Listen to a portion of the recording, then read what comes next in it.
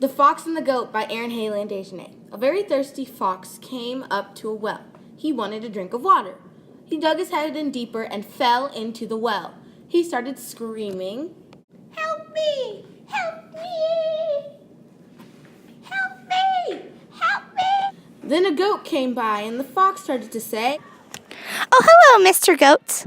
Would you like to come join me for a nice, refreshing drink of water? Please, oh, please. Is it any good?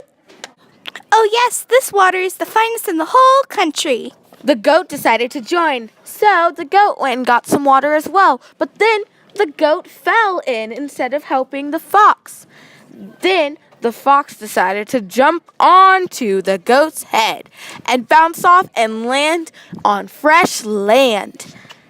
As the fox was running away, he said, If you had as much sense as you had horns, you would have been cautious about getting out of the well before you jumped. The fox ran away laughing.